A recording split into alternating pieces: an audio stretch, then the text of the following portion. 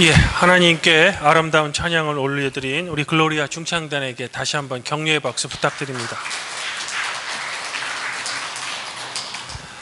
하나님 우리 아버지와 우리 주 예수 그리스도로부터 오는 은혜와 평강이 오늘 주일 공동 예배에 참석하신 우리 발복교회 모든 교회에게 함께 있기를 바랍니다.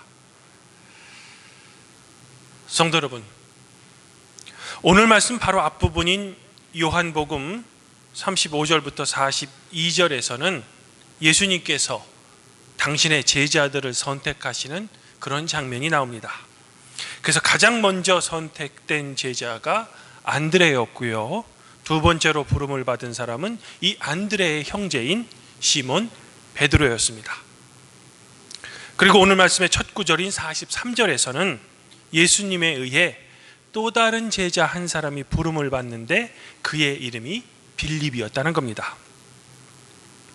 예수님의 첫 제자가 된 안드레가 자기의 형제인 시몬 베드로를 찾아갔던 것처럼 이 빌립 또한 주님을 만나게 되자 아마 평상시 알고 지내고 있는 나다나엘이라는 한 친구를 찾아갑니다.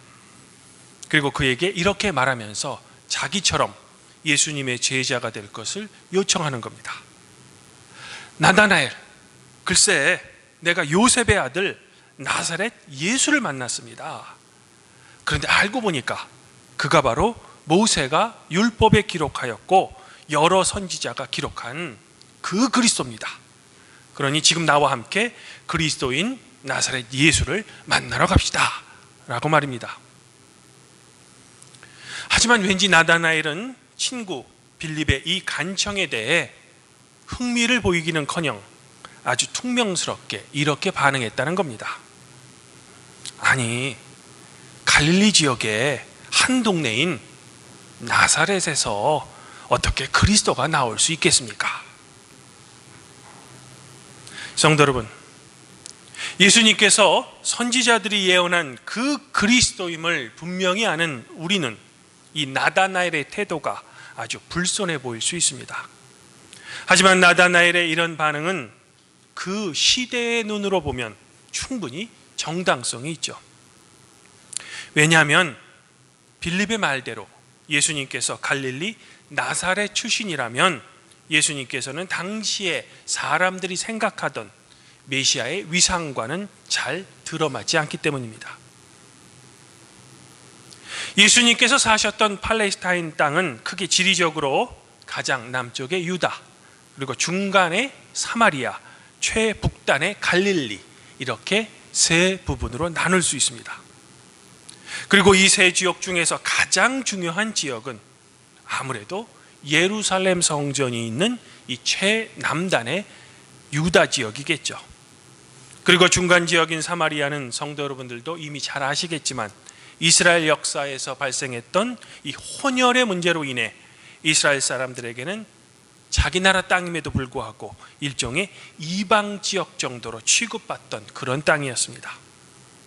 이에 비해 가장 북쪽에 위치한 갈릴리는 팔레스타인 땅에서 가장 비옥한 땅이었습니다. 더불어 바다라고 불릴 만큼 아주 큰 갈릴리 호수가 있어서 어업도 아주 번창한 그런 도시였죠.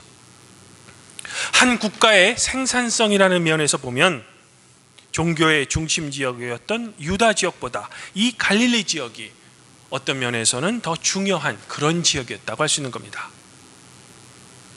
그런데 정작 이렇게 비옥한 땅인 갈릴리에 사는 토착민들은 우리의 기대와는 달리 오히려 매우 가난했습니다.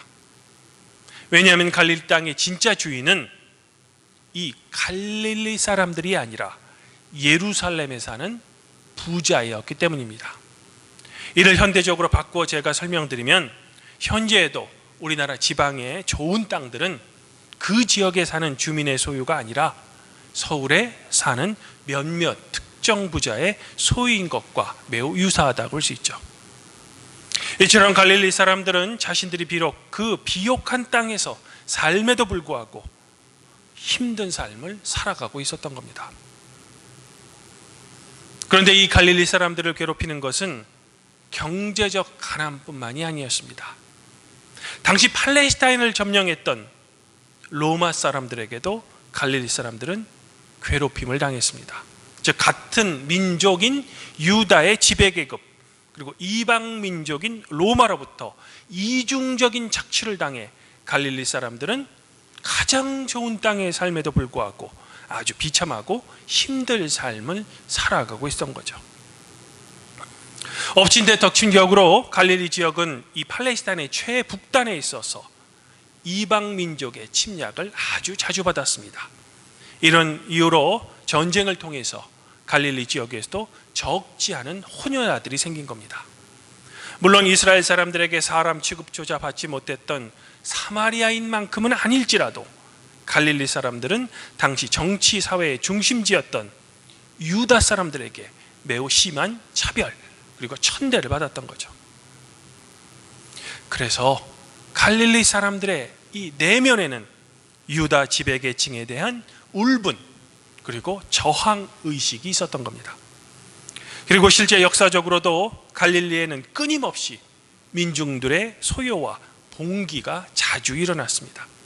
그리고 안타깝게도 그때마다 강력한 제국이었던 로마 군대와 이 로마 군대를 뒤에서 지지하는 당시의 유다의 정치 지도자들에 의해 갈릴리 청년들은 매번 잔인하게 진압되었고 또한 비참하게 죽어갔던 겁니다. 그리고 이런 갈릴리에서 성장한 사람이 바로 예수님이었던 겁니다. 사회적 패배의식이 가득한 고향 갈릴리 사람들을 예수님의 두 눈으로 목격하면서 말입니다. 그러므로 나다나엘의 빌립을 향한 이 냉소적인 어투는 당시에는 충분히 이해가 될 만한 그런 주장이었던 겁니다. 만일 이스라엘이 그토록이나 기다리고 그토록이나 소망하는 메시아, 즉 그리스도가 나온다면 이 변방 지역의 갈릴리가 아닌 당연히 사회 정치의 중심지인 예루살렘 성전이 있는 유다 지역에 그리스도가 나와야만 그가 참 그리스도임을 사람들이 믿을 수 있었다는 거죠. 그런데 나다나엘의 이런 강한 의구심은 결국 그가 친구 빌립의 간청에 의해서 어쩔 수 없이 예수님을 만나러 올 때 순간 변합니다. 바로 예수님께서 나다나엘을 향해 당신은 참으로 이스라엘 사람입니다. 당신의 마음의 속에는 간사한 것이 없습니다 라고 주님께서 말씀하실 때 나다나엘 안에 있는 의구심은 호기심으로 바뀝니다. 왜냐하면 자기가 처음 본 그 예수님께서 마치 자기를 이미 알고 있는 것처럼 말씀하시기 때문이죠. 그래서 당연히 나다나엘은 예수님을 향해 어떻게 저를 아십니까? 라고 되묻죠. 이에 예수님께서는 나다나엘에게 빌립이 당신을 부르기 전에 무화과 나무 아래 있을 때 이미 내가 보았습니다 라고 답변해 주시는 겁니다. 그때서야 나다나엘은 선생님, 당신은 하나님의 아들이십니다. 당신은 이스라엘의 임금이십니다 라고 자기의 신앙을 비로소 고백했다는 겁니다. 참으로 놀라운 일이 일어난 거죠. 물론 예수님께서는 하나님이시기 때문에 나다나엘이 과거 무화과 나무에 있었던 것을 이미 하셨을 겁니다. 하지만 예수님의 이 칭찬 한마디에 나다나엘이 자신이 갖고 있었던 생각을 과감히 버려버리고 예수님을 그리스도임을 고백했다는 점은 저의 이성으로는 잘 이해가 되지 않습니다. 물론 예수님께서는 진정 하나님의 아들이심으로 그분의 말씀에 어떤 신비한 힘 그리고 영적 권위가 있어서 나다나엘의 마음을 순간 감동시킬 수도 있었겠죠. 오병이어의 기적을 베푸시는 예수님에게 이 정도의 능력과 권위가 없다는 것은 오히려 말이 되지 않기 때문입니다. 사랑하는 발복교회 성도 여러분, 그런데 우리는 여기서 이런 나다나엘의 급격한 회심과 신앙 고백을 잠시 뒤로 하고 나다나엘이 과연 어떤 사람인지를 성경에서 확인해 볼 필요가 있습니다. 성경에서 나다나엘에 대한 기록은 오늘 말씀과 함께 요한복음 21장 2절에서 한 번 더 나옵니다. 그런데 우리는 이 요한복음 21장 2절의 기록을 주의 깊게 살펴볼 필요가 있습니다. 제가 21절을 읽어드리겠습니다. 시몬 베드로와 디두모라 하는 도마와 갈릴리 가나 사람 나다나엘과. 그렇습니다.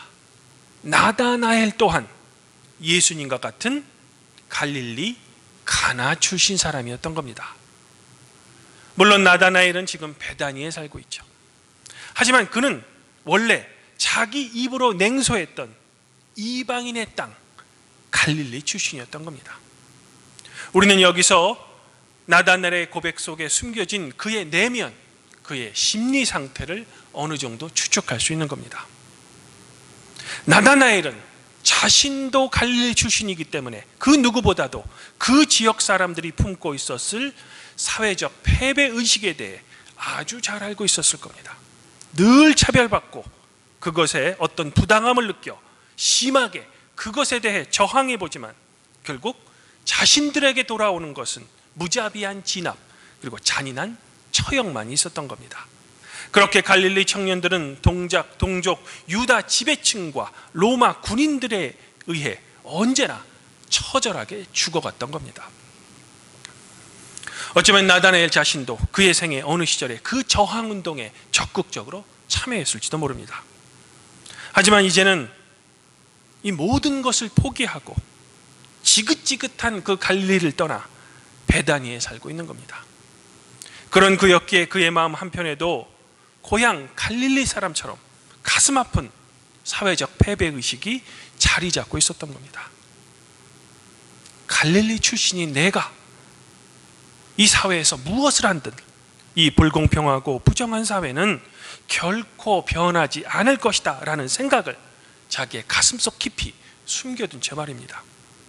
그래서 빌립이 만난 그 예수가 갈릴리 출신이라는 것을 들었을 때 무슨 말도 안 되는 소리인가? 어떻게 나와 같은 갈릴리 고향에서 그리스도가 나올 수 있겠는가? 라고 그는 조소했던 겁니다. 나다나엘의 이 조소에는 자기 아픈 경험이 그대로 담겨져 있는 거죠. 하지만 왠지 예수님께서는 갈릴리 출신 나다나엘을 진정한 이스라엘 사람으로 인정하고 계시는 겁니다. 아니, 거기서 더 나아가 당신의 마음에는 간사한 것이 없다라는 최고의 칭찬을 해주시는 겁니다. 과거 무화과나무에 있었던 그렇게도 숨기고 싶은 자기의 과거의 삶을 예수님께서는 이미 알고 있었음에도 말입니다. 사랑하는 팔복교회 성도 여러분, 어쩌면 패배의식과 실패로 점철된 그 나다나엘을 향한 예수님의 한 인격체로서의 진정한 인정 그리고 최고의 칭찬은 나다나엘의 마음 깊이 숨겨두었던 자기의 출신에 대한 패배의식과 그가 과거에 겪었던 트라우마와 같은 갈릴리의 아픈 경험을 예수님의 말씀 한마디로 말끔히 치유해 주었던 겁니다. 우리에게는 누구나 감추고 싶은 비밀들이 있습니다. 그것이 나의 출신일 수도 있고요, 부끄러운 학력일 수도 있고 집안 배경일 수도 있습니다. 또한 내가 겪고 있는 몸의 지병일 수도 있습니다. 또한 남들이 대수롭게 생각하지 않을지라도 나에게는 그것이 약점이 될 수도 있습니다. 왜냐하면 그만큼 우리 인간은 외롭고 나약한 존재이기 때문입니다. 그리고 잘 이해가 될지 모르지만 이른바 잘난 사람일수록 숨기고 싶은 비밀은 더 있는 법입니다. 즉 전혀 부족함이 없어 보이는 사람일지라도 남들에게 숨기고 싶은 비밀은 우리 인간 내면에는 늘 숨겨져 있다는 겁니다. 특별히 무한 경쟁 시대와 외모 지상주의, 능력 지상주의를 시대를 살고 있는 우리는 이런 자신의 옛 비밀이 자칫 노출되어서 다른 사람에게라도 혹시 알려지기라도 하면 나의 성공적인 삶의 이력에 걸림돌이 될 수 있다는 걱정 또는 두려움을 품은 채 우리는 우리의 삶을 살아가고 있는 겁니다. 주님 안에서 항천지자매인 팔복교회 성도 여러분, 하지만 우리의 주님이신 예수님께서는 여러분들이 성공해서가 아니라, 여러분들이 그 어떤 것을 해서가 아니라 있는 그대로의 여러분을 있는 그대로 인정해 주신다는 겁니다. 사랑과 용서의 주님께서는 내 속에 감추고 싶은 비밀, 나의 죄, 나의 어두운 과거를 괜찮습니다. 당신은 그냥 당신이라는 존재 때문에 하나님으로부터, 그리고 세상으로부터, 가족으로부터 사랑받을 자격이 충분히 있습니다. 나 예수는 당신이 당신이기 때문에 당신을 사랑합니다 라고 우리의 마음에 예수님의 놀라운 사랑을 속삭여주고 계시는 겁니다. 그리고 이런 주님의 놀라운 사랑은 과거 2000년 전 나다나엘길 뿐만 아니라 바로 지금도 성도 여러분들 곁에 다가와서 여러분들에게 속삭여주고 계시는 겁니다. 오늘 시편 기자는 이런 사랑의 주님을 이렇게 노래합니다. 내가 새벽 날개를 치며 바다 끝에 거주할지라도 거기서도 주의 손이 나를 인도하시며 주의 오른손이 나를 붙드시리라. 그러므로 아무쪼록 너무 힘들고 불의하고 도무지 믿음과 사랑과 소망이 전혀 보이지 않는 이 악이 판치는 세상의 삶을 여러분들이 힘들게 그리고 고통스럽게 살아간다 할지라도 성도 여러분들의 영원한 친구이시며 영원한 안식처인 여러분의 주님 예수 그리스도를 벗삼아 성도 여러분들의 인생의 여정을 그래도 기쁘고 진실되게 참되게 살아가시기를 저는 지금 간절히 소망해 보고 싶은 겁니다. 주님께서는 지금도 그리고 영원히 성도 여러분들에게 너는 참 소중하며 하나님 앞에 죄인일지언정 동시에 의로운 사람입니다 라는 사랑의 속삭임을 들려주고 계신 겁니다.